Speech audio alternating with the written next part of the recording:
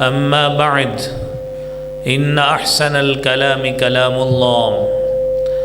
وأحسن الهدي هدي محمد صلى الله عليه وآله وسلم وشر الأمور محدثاتها وكل محدثة بدعة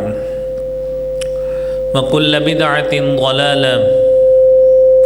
الضلالة في النار. أعوذ بالله السميع العليم من الشيطان الرجيم. بسم الله الرحمن الرحيم.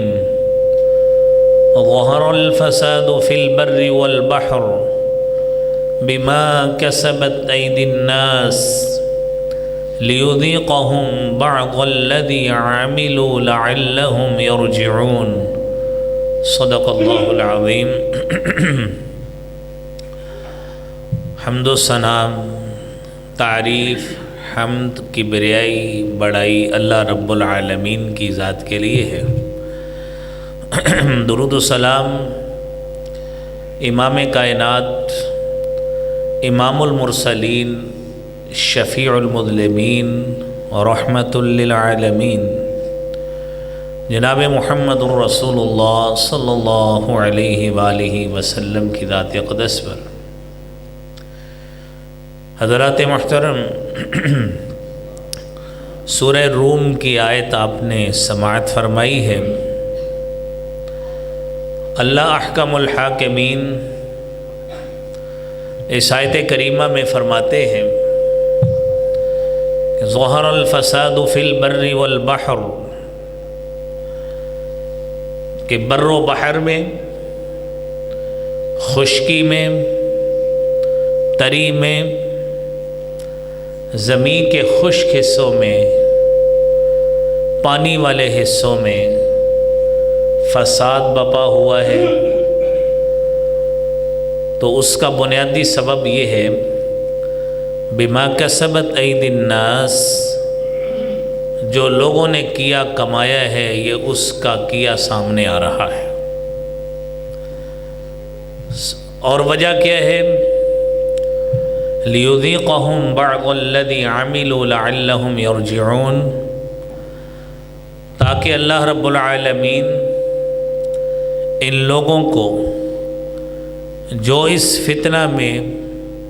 جو اس آزمائش میں، جو اس کرب میں، جو اس تکلیف میں مبتلا ہوئے ہیں، اس کی بھینٹ چڑھے ہیں، لِيُذِيقَهُمْ بَعْضَ الَّذِي عَمِلُوا لَعَلَّهُمْ يَرْجِعُونَ۔ وہ خالق و مالک، وہ دنیا میں آپ کو ایسے معاملات سے رجوع کرانا چاہتا ہے جس میں تم مگن ہو اور اپنے آپ کو لگائے ہوئے ہو۔ تو یہ دنیا میں میرے بھائیوں، انسان کی زندگی میں کئی حصے ایسے آتے ہیں جہاں پہ انسان انتہائی خوشی اور مسرت اور شادمانی کا سامنا کرتا ہے۔ اس کے ساتھ ساتھ زندگی گزارتے ہوئے بسا اوقات اس کی زندگی میں آزمائشیں بھی آتی ہیں۔ وہ آزمائش بسا اوقات ایسی ہوتی ہے کہ انسان اس کو قبول کر لیتا ہے، نامساعد حالات سے گزارا کر لیتا ہے۔ بسا اوقات آزمائش کے وہ لمحات اتنے کربناک اور المناک ہوتے ہیں کہ آزمائش میں گر کر انسان کی زندگی کا سکون چھن جاتا ہے۔ انسان جو اپنی مرضی کے مطابق زندگی گزارنا چاہتا ہے، اس کی مرضیاں ختم ہو جاتی ہیں۔ اس کے پرتعیش زندگی، اس کی لگژوریس قسم کی لائف، اور ہر طرح سے جو اپنے معاملات وہ اپنی مرضی سے طے کرتا ہوتا ہے، حالات اس کے موافق نہیں رہتے، تو اس آزمائش میں اتنا کربناک طریقے سے گزرتا ہے کہ بسا اوقات اس کا گھر بھی اس سے چھن جاتا ہے، اس کا کاروبار بھی تباہ ہو جاتا ہے، اور اگر نہیں تو سب سے بڑا اس کا مظاہرہ اس وقت ترکی اور شام کے حالات ہمارے سامنے ہیں کہ رات کو جو لوگ بڑے سکون سے، بڑے امن سے اور بڑے فارغ البالی سے سوئے ہوئے تھے، میرے خالق و مالک کی طرف سے آزمائش کا ایسا کربناک لمحہ بھی آیا کہ جیتے جاگتے کسی کے سوتے ہوئے، کوئی میٹھی نیند سویا ہوا ہے، کوئی کسی عالم میں ہے، کوئی کسی عالم میں، تو دیکھتے ہی دیکھتے ان کی جائیدادیں، ان کی پراپرٹیز جو کہ بیش قیمت تھیں، وہ سامنے خس و خاشاک ہو کے رہ گئیں۔ اللہ کریم ہم سب کو، بالخصوص مسلمانوں کو، ایسے المناک انجام سے اور اس آزمائش سے محفوظ فرمائے۔ اللہ رب العالمین نے دنیا میں ہمارے لیے ہدایت اور رشد کے لیے قرآن کریم بھیجا ہے، اور اسے سمجھانے کے لیے جناب محمد الرسول اللہ صلی اللہ علیہ وآلہ وسلم کی ذات اقدس کو مبعوث فرمایا، تاکہ وہ اس کلام الہی کو ہم تک پہنچانے میں، اس کو سمجھانے میں ہماری مدد بھی کریں۔ اب خوش قسمت رہے وہ لوگ جنہوں نے اس کے رموز اور اس کے اصولوں پر عمل کرتے ہوئے اپنی اصلاح کر لی، زندگی کو اس کے مطابق بنا لیا، تو یقینی بات ہے جو اس میں نتائج عمل کرنے کی صورت میں بتائے ہیں، اللہ رب العالمین وہ جنت کی صورت میں انشاءاللہ عطا بھی فرمائے گا۔ اور ہم دعا گو ہیں کہ خالق و مالک ہمیں ان قرآن کریم کے اصولوں پہ عمل کرتے ہوئے، پھر جو اس کے نتائج انعام کے طور پر اللہ نے بتائے ہیں، اللہ کریم ہمیں وہ بھی وصول کرنے کی توفیق عطا فرمائے۔ یہ سارا کچھ اس خالق کی رحمت سے ہوتا ہے، اس کے فضل سے ہوتا ہے، اس کی توفیق سے ہوتا ہے۔ اس خالق و مالک نے بڑا احسان کیا کہ ہمیں رشد و ہدایت ہمارے دل میں عطا فرما دی، ہمارے دل کو مطمئن قلب بنا کے دین اسلام کا پیروکار بنا دیا، ہمیں رشد و ہدایت پہ چلا دیا۔ یہ اس کا کرم ہے اور اس کا فضل ہے اور اس کی بہت بڑی نعمت ہے۔ دنیا میں پھر بھی انسان رہتا ہے، بسا اوقات اس کے حالات اس کے موافق نہیں رہتے، جس طرح کی کیفیات ہیں ہم دوچار ہیں، اور ہمارے پاکستان کے اکثر لوگ اس آزمائش سے دوچار ہیں کہ ہمارے معاملات معاشی لحاظ سے بہت مشکل اور نامساعد ہیں۔ اشیاء خور و نوش جو ہیں وہ ہماری اپروچ سے باہر ہیں، اور جن کے پاس روزمرہ کی اشیاء موجود ہیں وہ اپنے من مانے دام اس کے وصول کر رہے ہیں۔ اور اس سے بڑھ کر یہ کہ عوام الناس کا پرسان حال جن لوگوں کو ہونا چاہیے، وہ بدقسمتی سے وہ اپنے فرائض کما حق ہو وہ انجام نہیں دے سکے جس طرح کے دینے چاہیے تھے، جس کا لازمی نتیجہ عوام کے غیظ و غضب کی صورت میں وہ بد کلامی، پریشانی، گالی گلوچ کی صورت میں نکلتا ہے۔ حالانکہ یہ کوئی شرعی حل تو نہیں ہے، تو انسان اپنے طور پہ اس طرح کی بد کلامی کر کے، کوئی اس طرح کے کلمات بول کے وہ اپنی پریشانی کو اتارنا چاہتا ہے، حالانکہ اس طرح پریشانی اترتی نہیں ہوتی۔ تو میرے خالق و مالک نے، میرے بھائیوں، ہمارے اوپر پھر بھی بڑا احسان کیا ہے۔ قرآن کریم میں نا اللہ رب العالمین نے ہمارے سامنے وہ کیفیات بھی رکھی ہیں کہ خالق و مالک کئی طرح کی آزمائشیں بھیجتا ہے، اور کہتا ہے وَلَنُذِيقَنَّهُم مِّنَ الْعَذَابِ الْأَدْنَىٰ دُونَ الْعَذَابِ الْأَكْبَرِ۔ بڑا عذاب آنے سے پہلے اللہ رب العالمین کی طرف سے چھوٹے چھوٹے یہ عذاب ایسے آتے ہیں، شاید انسان سمجھ جائے، راہ راست پہ آ جائے، لیکن انسان راہ راست پہ نہیں آتا، پھر یہ آزمائشیں، بلائیں، مصیبتیں یہ کربناک، المناک ہوتی رہتی ہیں۔ قرآن کہتا ہے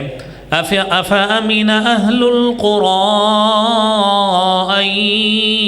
يَأْتِيَهُم بَأْسُنَا بَيَاتًا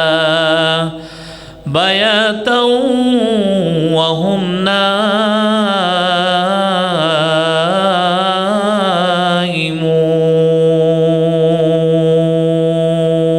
نائمون۔ وہ خالق و مالک کہتا ہے کیا لوگوں کو اس بات کا خوف نہیں ہے، بے خوف ہو گئے؟ ان یأتیہم بأسنا بیاتا، کہ ہمارا عذاب ان کے پاس اس وقت آئے جب یہ رات کو میٹھی نیند سوئے ہوئے ہوں۔ یہ ہمارے سامنے سارا کچھ ہوا ہے، ہزاروں نہیں لاکھوں لوگ اس طرح کے المناک کیفیت کا اس میں دوچار ہوئے ہیں، اور یہ صرف ان کے لیے نہیں، ایسی آزمائش اللہ کریم ہم سب کو محفوظ فرمائے، یہ ہمارے اوپر بھی اتری تھی۔ 8 اکتوبر 2005 کو ایسی کیفیت آئی تھی، لیکن وہ دن کے وقت آئی، اللہ نے دن کا بھی تذکرہ کیا ہے۔ أَوَأَمِنَ أَهْلُ الْقُرَىٰ أَن يَأْتِيَهُم بَأْسُنَا ضُحًى وَهُمْ يَلْعَبُونَ، کیا لوگ اس بات سے بے خوف ہو گئے کہ ہمارا عذاب، ہماری طرف سے جو آزمائش ہے وہ اس کیفیت میں آئے جب یہ دن کے وقت دن چڑھے، سورج اوپر ہے، یہ اپنی مصروفیت میں مشغول ہیں، کھیل کود میں مصروف ہیں، فارغ البالی میں مصروف ہیں، اللہ کی طرف سے آزمائش اور کربناک ایسا لمحہ عذاب والا آتا ہے کہ ان کو احساس ہی نہیں ہوتا کہ خالق و مالک کی طرف سے یہ اتنا بڑا عذاب آیا ہے، شاید اب ہی رجوع کر لے۔ لیکن انسان ہے کہ اس بات کو سمجھتا نہیں ہے۔ وہ خالق و مالک پھر بڑا رحیم ہے، وہ ایسے جھٹکے لگا کر پھر انسان کو مہلت دے دیتا ہے، ورنہ خالق کہتا ہے سورہ فاطر میں وَلَوْ يُؤَاخِذُ اللَّهُ النَّاسَ بِمَا كَسَبُوا مَا تَرَكَ عَلَى ظَهْرِهَا مِن دَابَّةٍ وَلَكِن يُؤَخِّرُهُمْ إِلَىٰ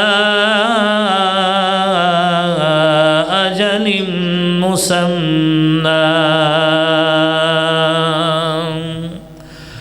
اگر ہم لوگوں کی خطاؤں کے بل بوتے پہ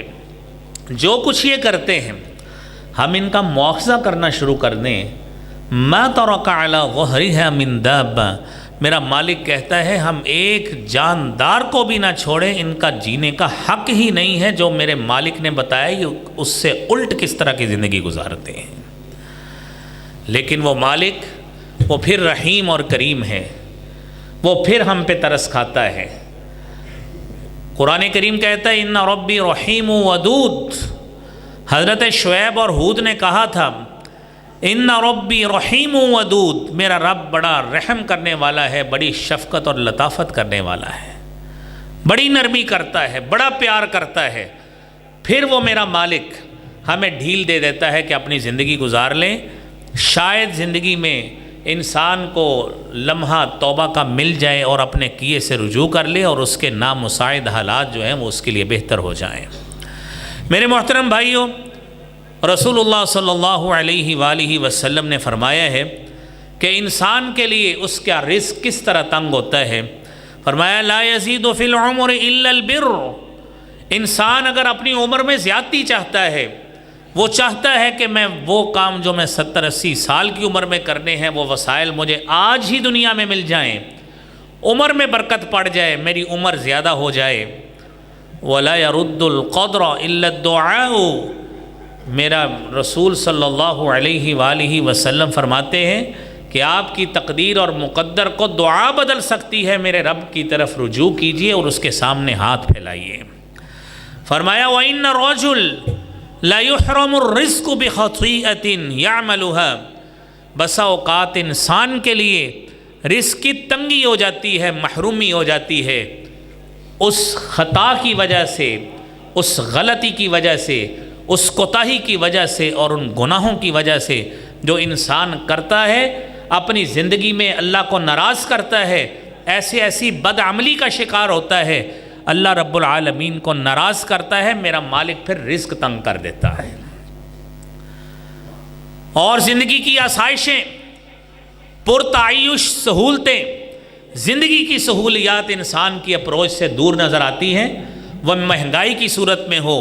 یا وسائل میں کمی کی صورت میں ہو، جب انسان سے دور ہوتی ہیں تو پھر انسان کو تو چاہیے کہ فوری طور پر اپنے رب کی طرف رجوع کیجئے، اپنے رب کی طرف توبہ کرے کہ میرا مالک اسی طرح کی پرتعیش اور اچھی قسم کی زندگی میرے لیے مقدر میں فرمائے، لیکن انسان پھر بھی ان حالات کے باوجود رب کی طرف رجوع نہیں کرتا۔ میرے بھائیوں، دوسری بات یہ ہے کہ ہمارے زندگی میں ہمارے دوست، ہمارے عزیز، ہمارے رشتہ دار، ہمارے تعلق دار، ہمارے ملنے والے، ہمارے تعلق والے، اللہ رب العالمین نے مختلف لوگوں کو مختلف مالی سہولیات سے نوازا ہے، اور یہ تفاوت، یہ ڈائیورسٹی، یہ تنوع، یہ رزق کا اختلاف کہ دو بھائی ہیں، ایک امیر ہے ایک غریب ہے، ایک ہی محلے میں دو عزیز رہتے ہیں، ایک کو بڑے وسائل سے نوازا ہے، دوسرے کے پاس وسائل کی بڑی کمی ہے، تو میرا مالک کہتا ہے اَهُمْ يَقْسِمُونَ رَحْمَةَ رَبِّكَ نَحْنُ قَسَمْنَا بَيْنَهُمْ نَعِيشَتَهُمْ فِي الْحَيَاةِ الدُّنْيَا وَرَفَعْنَا بَعْضَهُمْ فَوْقَ بَعْضٍ دَرَجَاتٍ لِيَتَّخِذَ بَعْضُهُمْ بَعْضًا سُخْرِيًّا وَرَحْمَةُ رَبِّكَ خَيْرٌ مِّمَّا يَجْمَعُونَ۔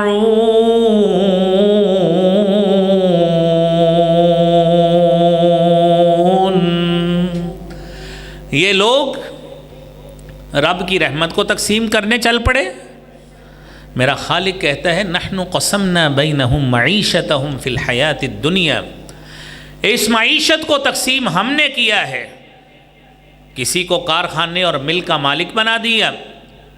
کسی کو اس کا ملازم بنا دیا، کسی کو اس کا کیشیئر بنا دیا، کسی کو اللہ رب العالمین نے جائیداد کا مالک بنا دیا، اور کسی کو اس کی جائیداد کی تعمیر میں مستری اور مزدور بنا دیا، کسی کو اللہ نے انجینئر بنا دیا،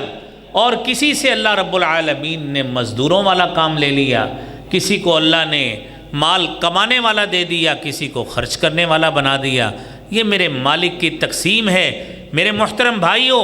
قرآن کہتا ہے اس تقسیم پہ راضی رہیے، لیکن انسان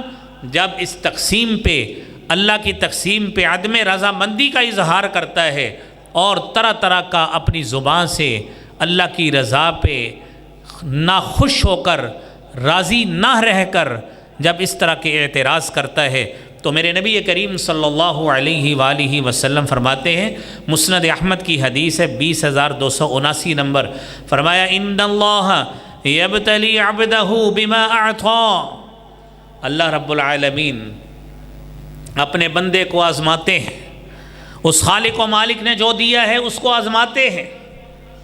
فرمایا فمن رضی بما قسم اللہ لہ، جو شخص اللہ کی اس تقسیم پہ راضی ہو جاتا ہے، اس پہ خوش ہو جاتا ہے، اللہ رب العالمین بارک اللہ لہ فیہ ووسعہ فیہ، میرے نبی صلی اللہ علیہ وسلم فرماتے ہیں اللہ کی تقسیم پہ راضی رہنے والا اللہ رب العالمین اس کے رزق میں برکت بھی فرماتے ہیں اور اس میں مزید وسعت اور گنجائش بھی پیدا کر دیتے ہیں۔ وَمَن لَّمْ يَرْضَى، اور جو شخص اللہ کی اس تقسیم پہ راضی نہیں رہتا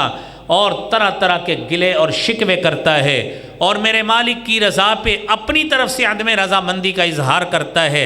شکر کے کلمات نہیں بولتا، میرے نبی صلی اللہ علیہ وآلہ وسلم نے فرمایا لم یبارک اللہ فی، اللہ رب العالمین اس کے رزق میں پھر برکت نہیں فرماتے، وہ اسی طرح ہی ترلے مارتا رہتا ہے۔ میرے محترم بھائیوں، نبی کریم صلی اللہ علیہ وآلہ وسلم کی ایک ایک حدیث ہمارے لیے مشعل راہ ہے اور ہمارے طور اطوار کو سنوارنے کے لیے اور ہمارے اعمال کی اصلاح کے لیے وہ کافی ہے۔ کاش کہ مسلمان اس بات کو سمجھ جائے۔ عقبہ بن عامر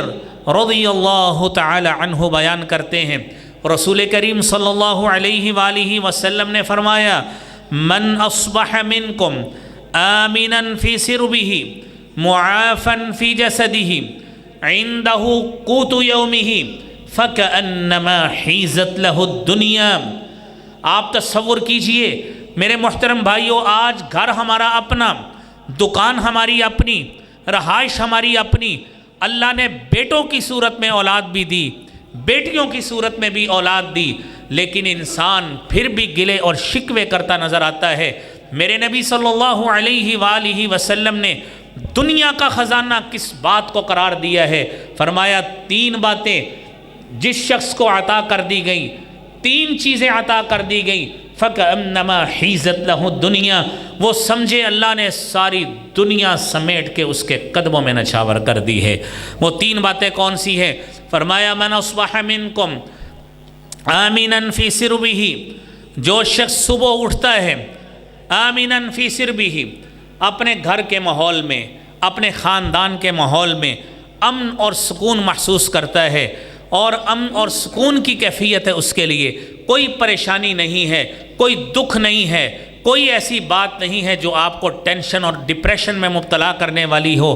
دوسرے نمبر پر معافن فی جسدہ، اس کا جسم صحیح سلامت ہے، اس کے جسم کا کوئی عضو شل نہیں ہوا، جسم کے اعضاء صحیح معنوں میں کام کرتے ہیں۔ تیسری بات عندہ قوت یومہ، اس کے پاس ایک دن کا راشن موجود ہے، فَكَأَنَّمَا حِيزَتْ لَهُ الدُّنْيَا، اس شخص کے لیے اللہ نے ساری دنیا سمیٹ کے اس کو دے دی، اس کو اور کیا چاہیے؟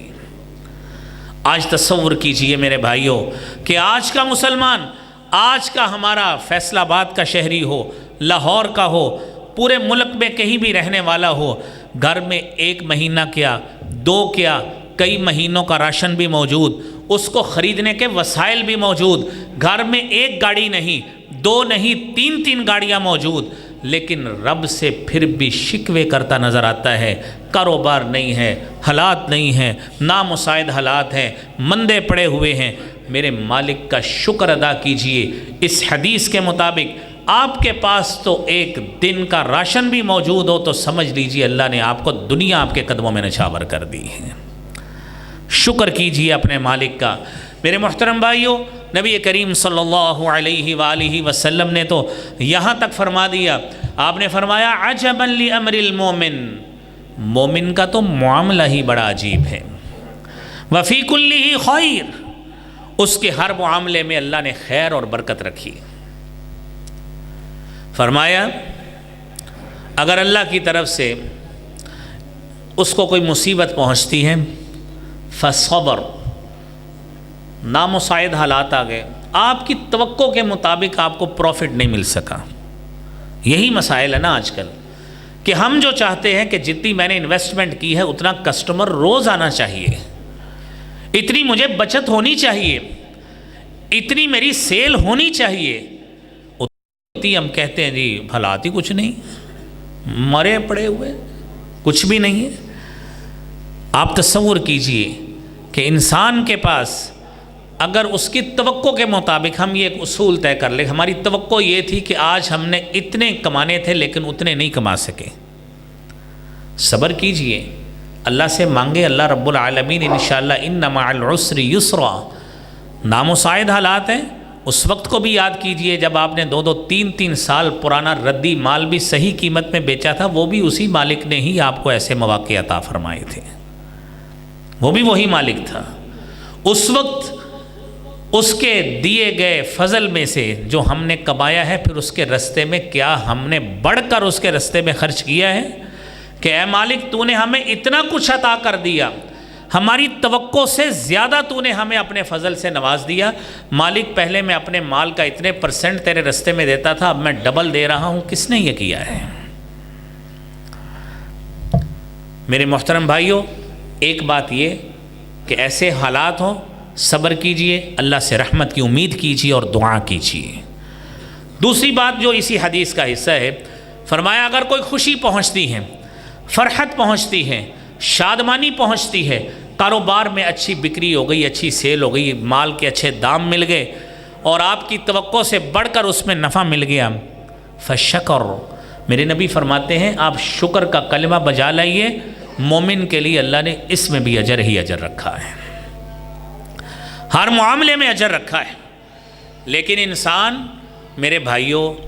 جب ایسے حالات پیدا ہوتے ہیں اپنے آپ کو ذمہ دار نہیں سمجھتا، لیکن اس کو ذمہ دار اپنے آپ کو سمجھنا چاہیے۔ حضرت شعیب علیہ السلام کی قوم تھی، صرف ناپ تول میں کمی کرتی تھی، شعیب علیہ السلام نے ان کو سمجھایا، روکا، اور سمجھایا کہ کوالٹی مینٹین رکھو، جو گاہک کو سیمپل دکھاتے ہو اسی طرح کا ناپ تول کیا کرو، جو اپنے کسٹمر سے چیزیں طے کرتے ہو اس کے مطابق کام کیا کرو۔ تو آگے سے قوم بدتمیز لوگ کہنے لگے اَصَلَاتُكَ تَأْمُرُكَ أَن نَّتْرُكَ مَا يَعْبُدُ آبَاؤُنَا أَوْ أَن نَّفْعَلَ فِي أَمْوَالِنَا مَا نَشَاءُ، کیا تیری نماز یہ حکم دیتی ہے کہ ہم وہ باتیں چھوڑ دیں جو ہمارے آباء و اجداد کرتے رہے؟ ہم تو کمائیاں ہی اس طرح کرتے ہیں، ہم تو امیر ہی ایسے ہوئے ہیں، تو ہمیں کس باتوں سے روکنے لگ گیا ہے؟ میرے محترم بھائیوں، آج کا بھی جب دکاندار یہ کام کرے گا تو آپ تصور خود کیجئے پھر کاروبار میں برکتیں پڑیں گی کہ کمیاں ہوں گی۔ قرآن نے اصول بیان کیا ہے وَلَا تَنْقُصُوا الْمِكْيَالَ وَالْمِيزَانَ إِنِّي أَرَاكُمْ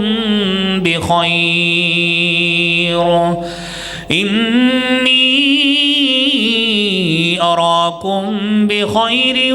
وَإِنِّي أَخَافُ عَلَيْكُمْ عَذَابَ يَوْمٍ مُحِيطٍ۔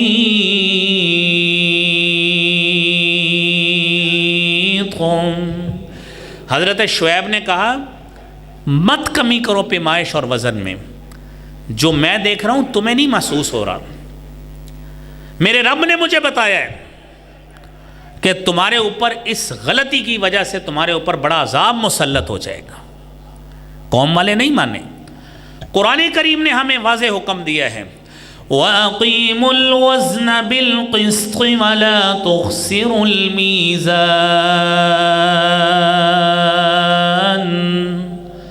قرآن کو تو ہم سارے پڑھتے ہیں،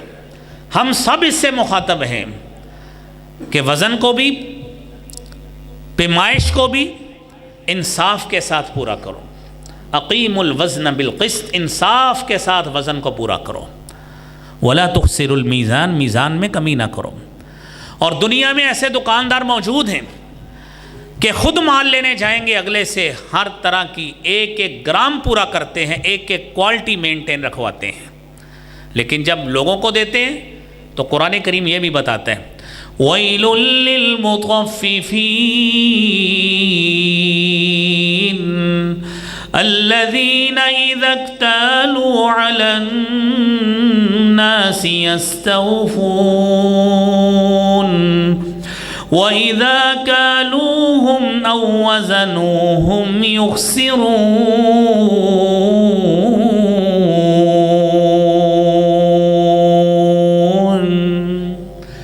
ہلاکت ہے، تباہی ہے، بربادی ہے ان لوگوں کے لیے۔ للمطففین، جو کمی کرنے والے، وزن میں، پیمائش میں، کوالٹی میں، سیمپل کچھ دکھایا ہے، مال کچھ اور جا رہا ہے۔ الذین اذا اکتالوا علی الناس یستوفون، خود گاہک بن کے جاتے ہیں تو کس طرح چیزیں پوری لیتے ہیں، دکاندار بھی بنے تو گاہک سے پیسے کس طرح پورے لیتے ہیں۔ لیکن وَإِذَا كَالُوهُمْ، جب ان کو پیمائش کر کے دیتے ہیں، او وزنوہم، یا ان کو وزن کر کے دیتے ہیں، یخسرون، تو کمی کرتے ہیں، نہ کوالٹی مینٹین رکھتے ہیں، نہ پیمائش اور وزن کو مینٹین رکھتے ہیں۔ پھر ہم سمجھیں کہ ہمیں اللہ رب العالمین سے ہم مانگے بھی نہ، اپنی غلطیوں کا اقرار بھی نہ کریں تو ہر چیز ہمیں فارغ البالی سے ملے، ایسے نہیں ہوتا۔ سنن ابن ماجہ کی 4019 نمبر حدیث ہے، میرے نبی صلی اللہ علیہ وآلہ وسلم نے فرمایا، حضرت عبداللہ ابن عمر رضی اللہ تعالی عنہما حدیث بیان کرتے ہیں، آپ نے فرمایا خمسن، 5 چیزیں ہیں، اذا ابتلیتم بہن، جب ان 5 چیزوں سے تمہاری آزمائش ہوگی، وَأَعُوذُ بِاللَّهِ أَن تُدْرِكُوهُنْ، اور میں اللہ سے پناہ مانگتا ہوں کہ تم ان چیزوں سے ملو، تم دور رہنا۔ لیکن قوم پھر بھاگ بھاگ کے اس کی طرف جاتی ہے۔ آپ سوچئے وہ کون سی ہیں؟ 2 ہمارے موضوع سے متعلق ہیں۔ فرمایا وَلَمْ يَمْنَعُوا زَكَاةَ أَمْوَالِهِمْ إِلَّا مُنِعُوا الْقَطْرَ وَلَوْلَا الْبَهَائِمْ لَمْ يُمْطَرُوا، جب بھی یہ قوم اپنے مال کی زکوٰۃ کو روکے گی، زکوٰۃ کو چوری کرے گی، اور آج کاروباری شخصیات کوئی ویلفیئر کے نام پہ، ٹرسٹ کے نام پہ اپنی جائیداد لگا کے زکوٰۃ اور ٹیکس سے بچنا چاہتا ہے۔ کوئی شخص اپنے خاندان کے ڈمی افراد لے کر ان کے نام جائیداد کروا کر، پلاٹ کروا کر جائیداد میں زکوٰۃ اور ٹیکس سے بچنا چاہتا ہے۔ میرے نبی فرماتے ہیں وَلَمْ يَمْنَعُوا زَكَاةَ أَمْوَالِهِمْ، جب یہ زکوٰۃ چور بنیں گے إِلَّا مُنِعُ الْقَطْرُ، آسمان سے اللہ کی رحمت رک جائے گی۔ وَلَوْلَا الْبَهَائِمْ، میرا خالق پھر بھی رحم کر دیتا ہے، وہ کہتا ہے لَوْلَا الْبَهَائِمْ، اگر چوپائے نہ ہوں لَمْ يُمْطَرُوا، جس طرح کی تمہاری حرکتیں ہیں تمہیں قطرہ بھی بارش کا نہ ملے، یہ جو مل رہا ہے تمہیں چوپاؤں کی وجہ سے مل جاتا ہے۔ اور دوسری بات سنیں، فرمایا وَلَمْ يَنْقُصُوا الْمِكْيَالَ وَالْمِيزَانَ، جب بھی قوم پیمائش اور وزن اس میں کمی کرتی ہے، إِلَّا أُخِذُوا بِالسِّنِينَ، قحط آتا ہے، آپ کے اشیاء خور و نوش آپ کی پہنچ سے دور ہوتی ہیں، پھل مہنگا ہوگا، گندم مہنگی ہوگی، روٹی مہنگی ہوگی، نان مہنگا ہوگا،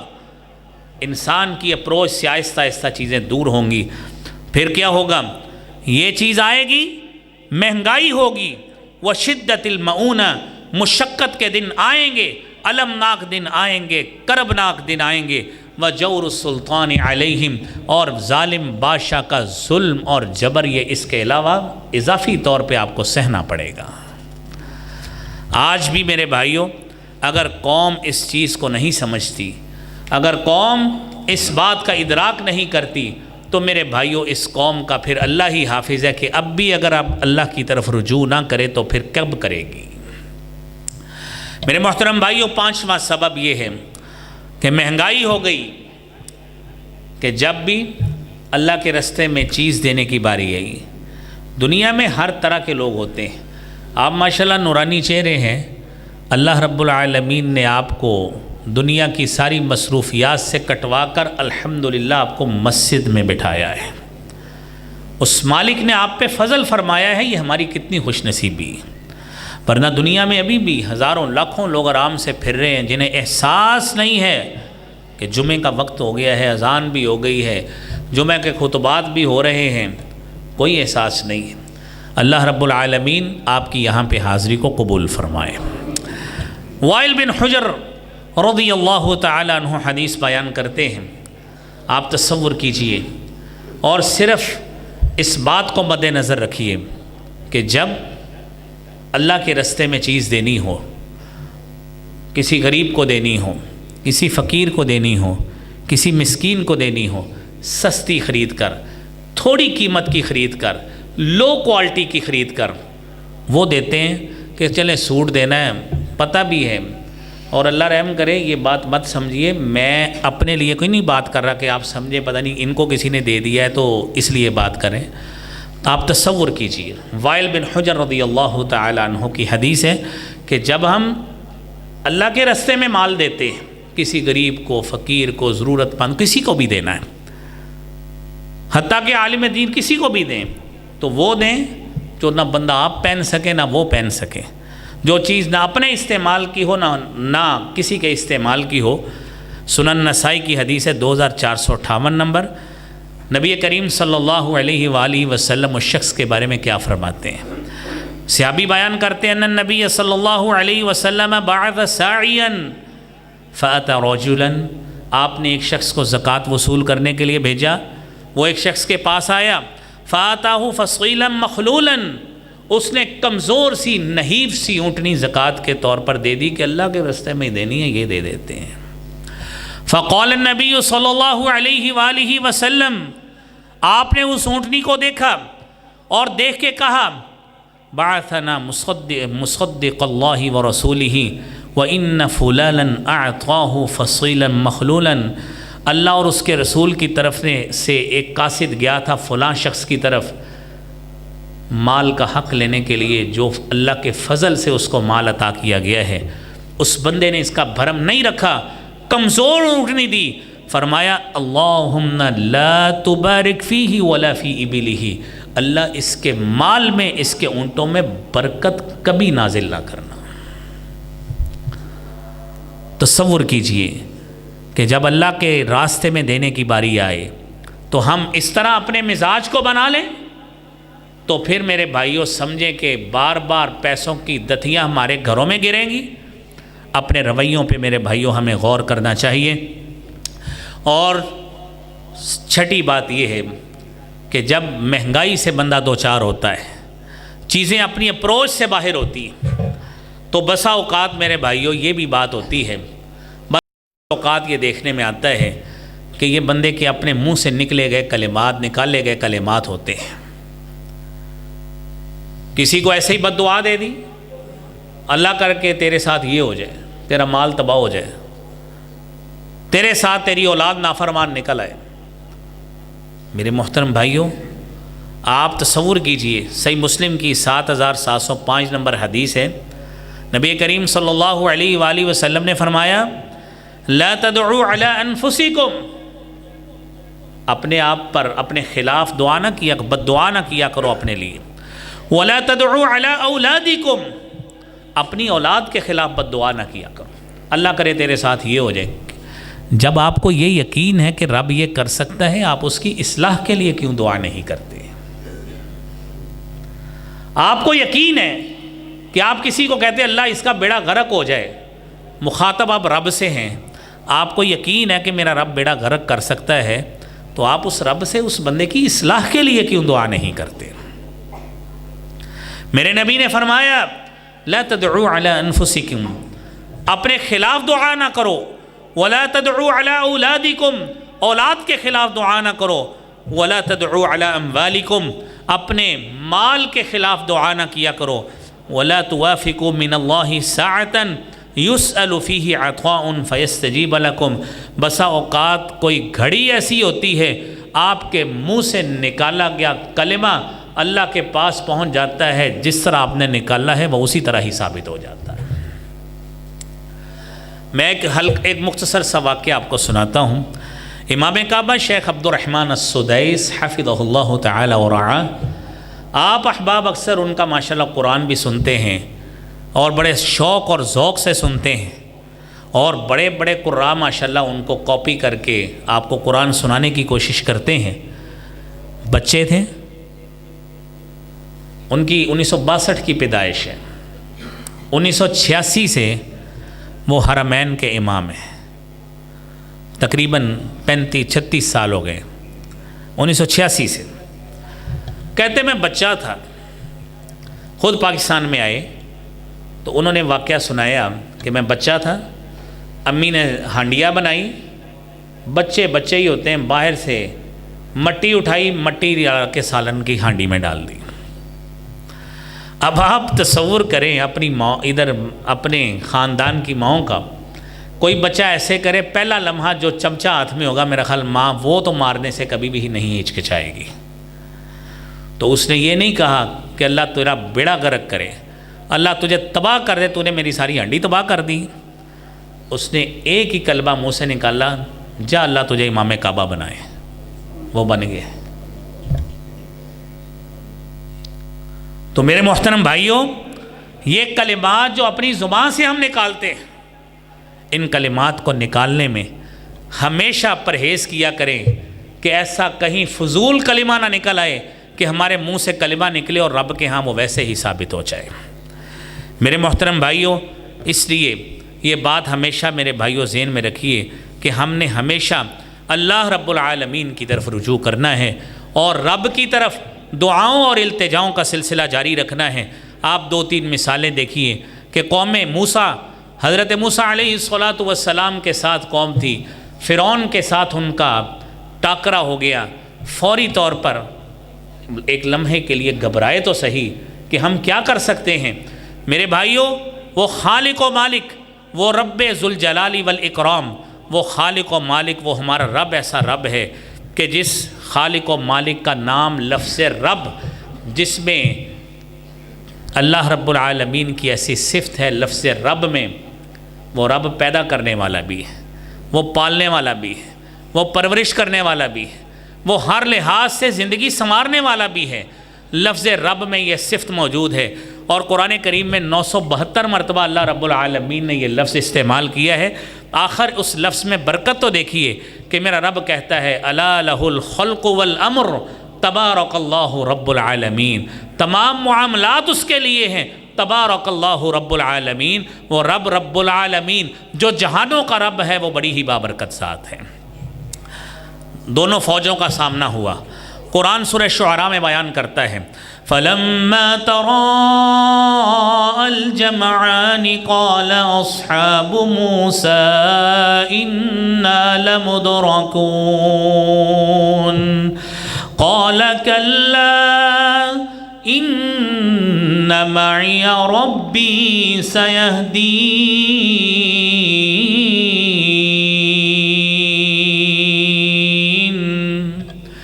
حضرت موسیٰ کی فوج نے دیکھا، ان کے سپاہیوں نے، لشکر نے دیکھا دشمن سامنے ہے، فوراً کہنے لگے اِنَّا لَمُدْرَكُونَ، اے موسیٰ ہم تو پکڑے گئے۔ موسیٰ کہتے ہیں کلا، ہرگز نہیں، اِنَّ مَعِيَ رَبِّي سَيَهْدِينِ، میرے ساتھ میرا رب موجود ہے، وہ انشاءاللہ ہماری رہنمائی ضرور کرے گا۔ میرے رب نے رہنمائی کی کہ نہیں کی؟ میرے رب نے ان سارے کے سارے لوگوں کو فرعون کی سازش سے اور اس کے مکر سے بچایا کہ نہیں بچایا؟ اور دوسری مثال میرے بھائیوں دیکھیے، میرا رب اتنا بڑا رحیم اور کریم ہے۔ حضرت موسیٰ علیہ السلام ہی جب اپنے قبیلے سے نکلے اور دوسری جگہ پہ پہنچے، وہاں پہ جا کے شیخ کبیر سے ملے، قرآن میں تذکرہ سورہ قصص میں موجود ہے۔ قرآن نے وہاں پہ بھی اسی لفظ کے ساتھ حضرت موسیٰ کی دعا کو ذکر کیا، رَبِّ إِنِّي لِمَا أَنزَلْتَ إِلَيَّ مِنْ خَيْرٍ فَقِيرٌ۔